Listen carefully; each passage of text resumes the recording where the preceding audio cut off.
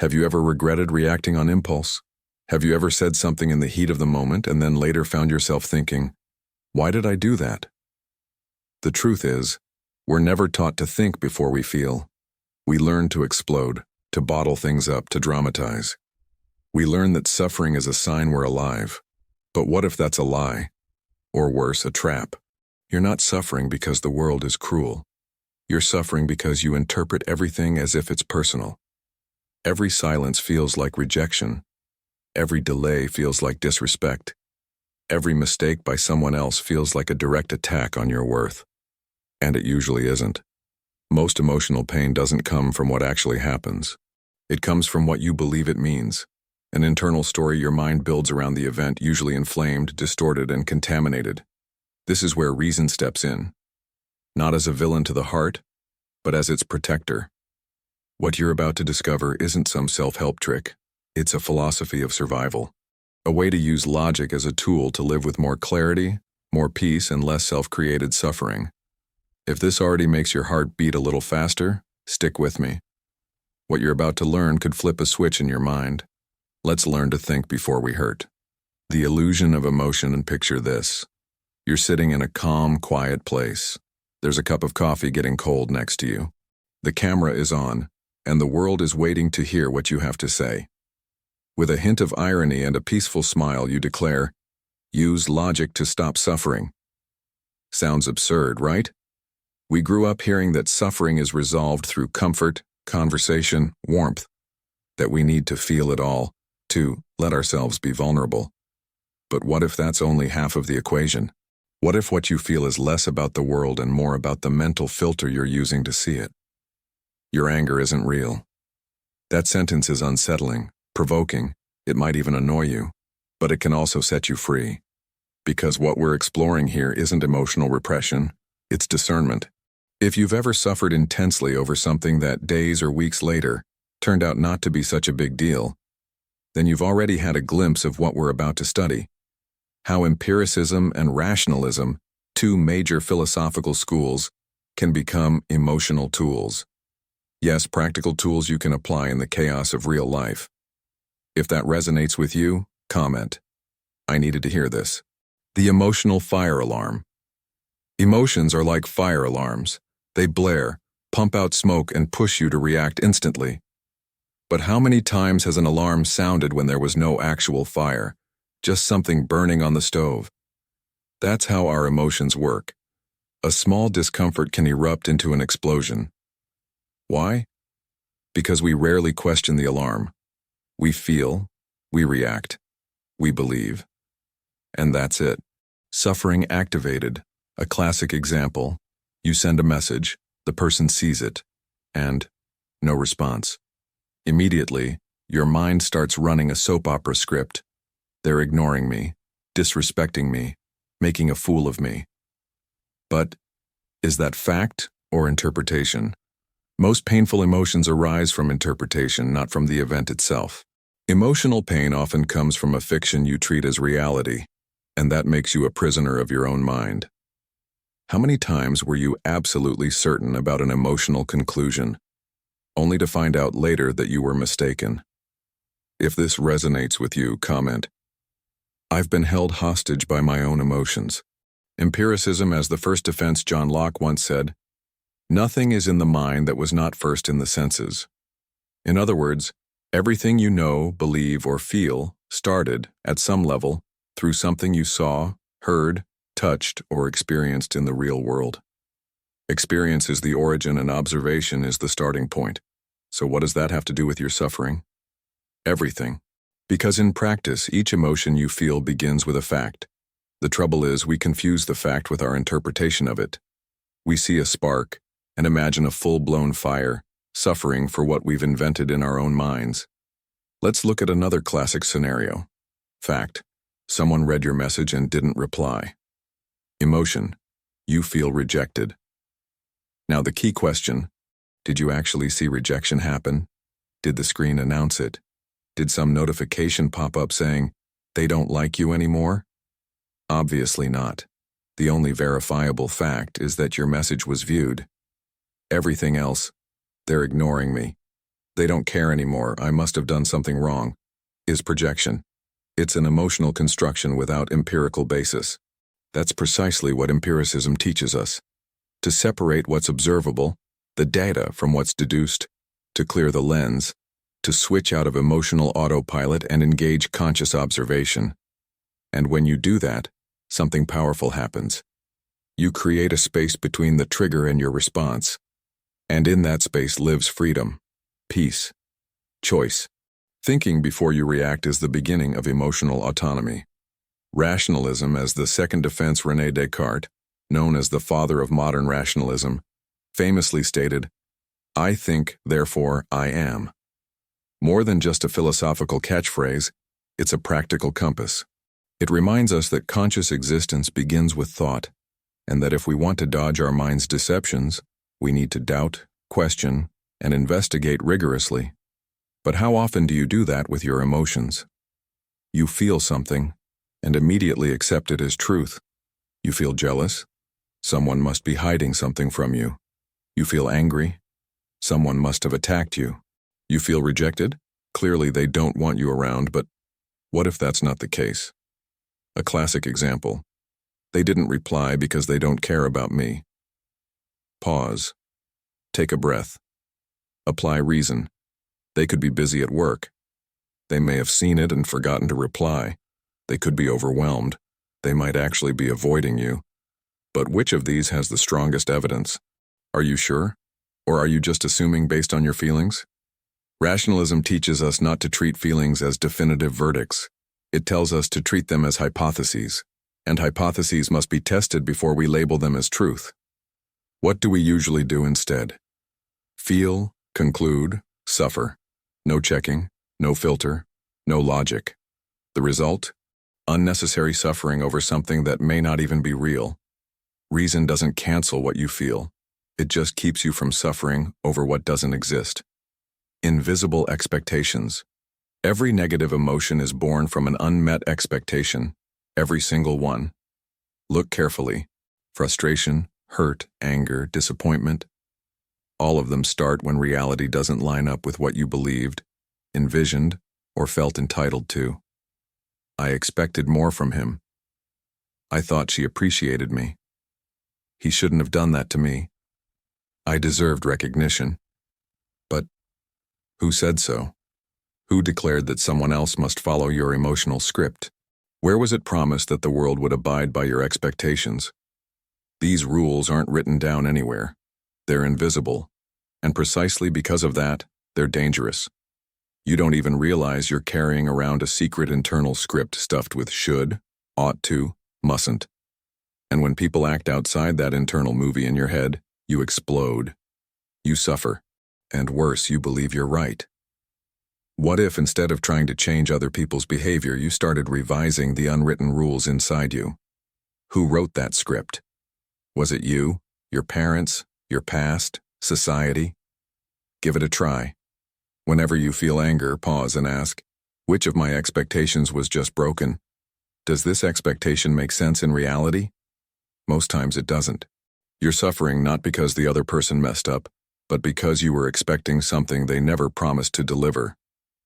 The WhatsApp rage. Let's go back to a scenario many of us experience. The message that gets left unread. An emotional classic in the digital age. You type, "Hey, how are you?" The other person sees it. The seen icon shows up. And then, nothing. Minutes crawl by. Hours stretch into a mini-movie in your mind. Days feed your anxiety. Every minute without a reply feels like another brick in the wall of your anger, frustration, sense of disrespect. Your mind races. They're ignoring me. They're so inconsiderate. I'm not a priority.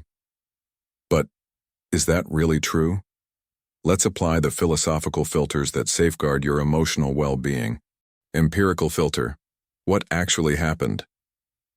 The person opened the message. That's it. No words were exchanged, no explanation offered. You observed a neutral action and filled in the rest with imagination. Rational filter. What possibilities exist? Maybe they're busy at work. Maybe they saw it and forgot to reply. Maybe they're feeling drained and can't engage. Maybe they are avoiding you. Maybe they plan to respond later. Now think, which of these has the most concrete basis? Do you have proof? Or are you simply reacting to how you feel? And even if they really are avoiding you, what does that say about you? Does your worth, your self-esteem, depend on someone else's reaction? Should your peace hinge on how someone else behaves? Maybe the real issue isn't the lack of a reply. Maybe it's the weight you gave to that silence. It's not self-control, it's clarity. You don't have to turn into a Zen monk. You don't need to meditate for 3 hours a day. You just need to see what's actually happening before you let it sweep you away. Clarity isn't the absence of emotion, it's lucidity. It's knowing that you have emotions but are not your emotions. A practical example. Someone criticizes you. You feel angry. You pause. You observe. You ask yourself, what really hurt me? The tone? The content? Or maybe the uncomfortable truth hidden in what they said? That small gap between feeling and reacting changes everything. Because so-called self-control, if based on suppression, just becomes a ticking time bomb. But when it's born out of understanding, it becomes freedom. How reason saves you. Reason isn't the enemy of the heart. The notion that thinking negates feeling is a myth that steals your peace. On the contrary, reason actually makes your feelings more authentic, clearer, and lighter. It doesn't exist to turn you cold, it's there to keep you from being burned by fires that only exist in your mind. Reason is a shield. It protects you from snap interpretations and the inflamed story your ego concocts when it's hurt. Reason is a compass. It guides you when your heart is too confused to know what's real and what's just fear in disguise. Reason is a guide. It takes you inward, teaching you that emotion isn't a verdict. It's a signal, a starting point, not an inevitable destination. Reason doesn't snuff out your heart. It just stops it from lying to you. It doesn't block your sensitivity. It merely directs it so it doesn't spiral into drama. In the end, it saves you from yourself, from hasty conclusions, from the wounded ego, from the habit of reacting before reflecting.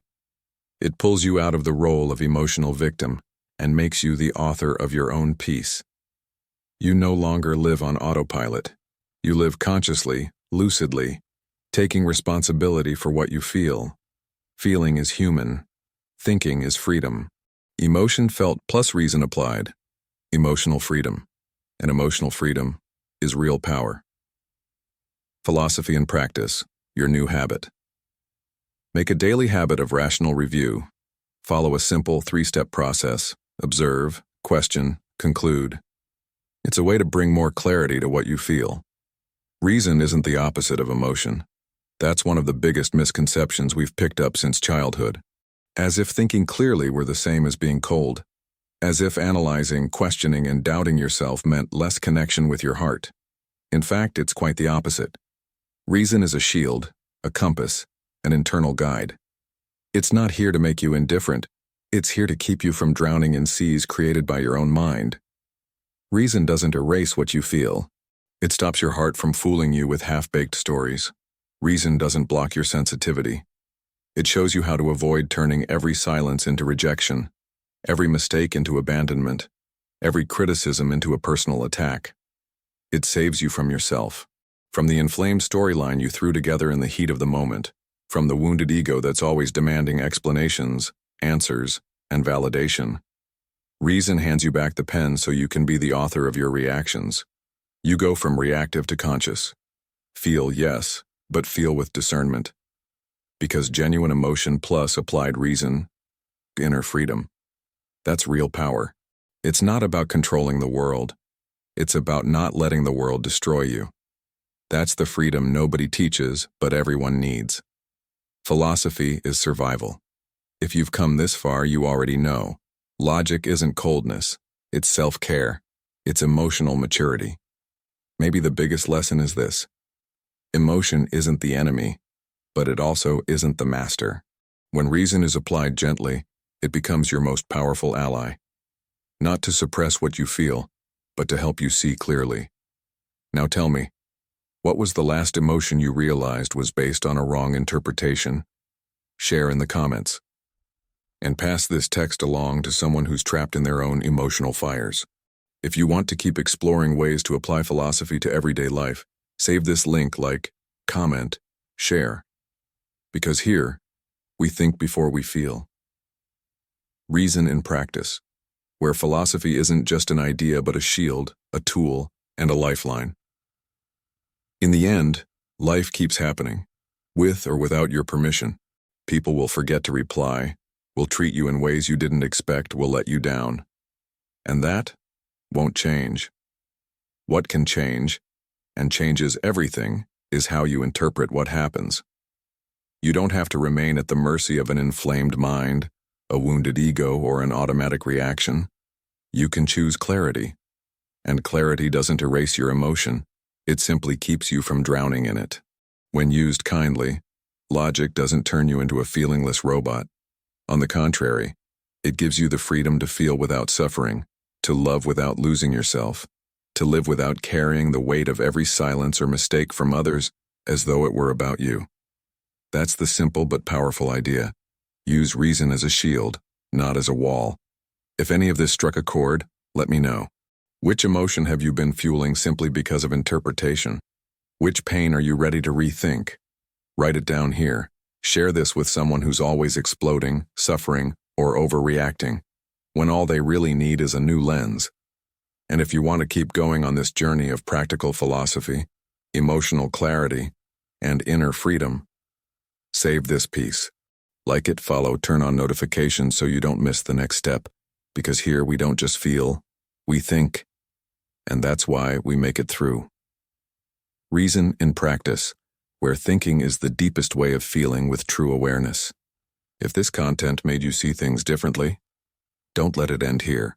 Subscribe to the channel to keep receiving reflections that challenge you, free you, and put you in control of your own mind. Leave a like, not just to support what we're building here, but to tell yourself, I choose clarity. Share with someone who lives on autopilot, suffers in advance, and needs to hear that emotion without logic turns into a trap. We're not here to teach you to feel less. We're here to help you feel better, with consciousness, lucidity, and empowerment. So go ahead, like, share, subscribe. Because life changes when you stop just feeling and start thinking with intention. Reason in practice, philosophy that transforms, life that breathes, alternate version, conclusion. Have you ever caught yourself regretting an impulsive act? Have you ever blurted out words in the heat of the moment, then thought afterward, what was I thinking? The big issue is that we're not taught to think before we feel.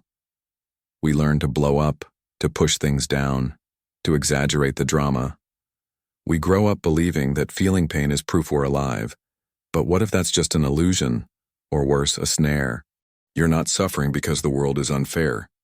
You're suffering because you take everything personally, interpreting each silence as rejection, each delay as disrespect, every slip-up from someone else as a direct assault on your worth. Most of the time, it's not like that. Most emotional pain doesn't stem from what actually happened, but from the narrative you build around it, the storyline your mind creates, often inflamed and distorted. That's where reason comes in, not as the enemy of your heart, but as its protector. What you're about to see isn't a self-help gimmick, but a method of survival. A way to use logic for greater clarity, calm, and less self-inflicted suffering. If that makes your heart beat faster, stick with me. What comes next might be just the shift in perspective you've been waiting for. Let's learn to think before we hurt. And so on, mirroring the sections above. No matter how many times life pulls its surprises, messages left unread, unexpected responses, unfulfilled hopes, your interpretation is what shapes your experience. You don't have to be a captive to your mind's runaway stories, your bruised ego, or your instant reactions. You can choose clarity, and that clarity won't erase your emotions. It just stops you from drowning in them. When used gently, logic doesn't make you robotic. It frees you to feel without the burden of imagined pain. It's a shield, not a wall. So, tell me, what emotion have you been nursing just because of your own assumptions? What pain are you ready to question? Write it down. Share this with someone who's stuck in a cycle of outbursts and suffering, and who just needs a fresh perspective. And if you want to continue on this path of applied philosophy, emotional insight, and inner freedom, save this post. Like, follow, share. Because here, we don't just feel, we think. And that's how we grow. Reason and practice, where thinking is how we truly learn to feel with awareness.